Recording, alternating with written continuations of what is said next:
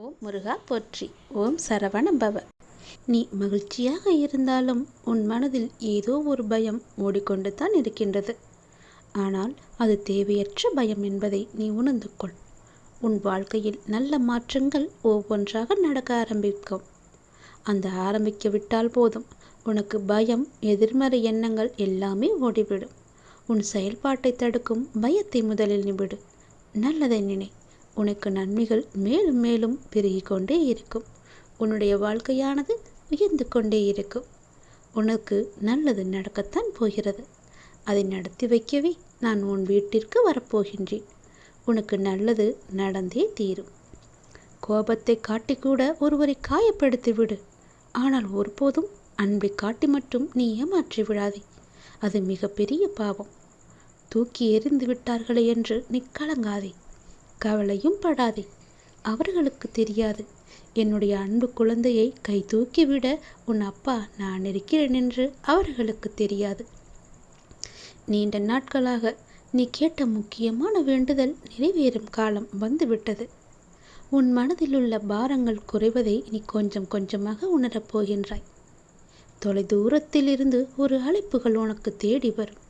சிலருக்கு மகிழ்ச்சியான செய்திகளும், சிலருக்கு வாழ்க்கையை மாற்றும் வாய்ப்புகளும் வரும். ஒரு சிலருக்கு என்ன நடந்தாலும் வாழ்க்கை மாறவில்லையே என்ற பயத்தினை அவர்கள் கர்ம வினை தருகிறது.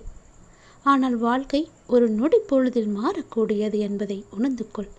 அந்த ஒரு நொடியில் மாற்றும் வாய்ப்பை நான் உனக்கு வைத்திருக்கிறேன். என்னை நீ முழுவதுமாக சரணடைந்து விடு. கடவுளை நினைத்து கடமையை செய்து வா. அது போதும். கர்ம வினைகள் கரைவது நிச்சயம் உறுதி. அதை கண்டு நீ அஞ்சவோ பயப்படவோ தேவையில்லை.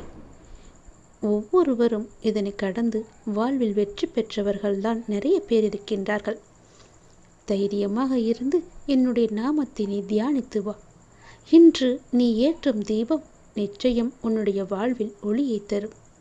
வரும் வெள்ளிக்கிழமை அன்று உனக்கான மிக முக்கிய அருள்வாக்கை நான் சொல்ல இருக்கின்றேன். சக்தி வாய்ந்த தங்கள் தலைமுறையினர் அனைவருமே தெய்வாம்சம் பெற்று நீண்ட ஆயுளுடன், ஆரோக்கியத்துடனும், நல்ல உடல் வலிமையுடனும், சீரம் சிறப்புடனும், பேரும் புகழுடனும், செல்வ சீமானாக வாழ்வாங்கு வாழ நான் உன்னை ஆசீர்வதிக்கப் போகின்றேன். அதை நீ புரிந்து கொள். என் அருளை நீ புரிய வேண்டும் என்கிறேன். மகிழ்ச்சியின் ஆரம்பம் இனி உன் வீட்டில் ஆரம்பமாகப் போகிறது. மகிழ்ச்சி உன் வீட்டில் நிலைத்து நிற்கப் போகின்றது.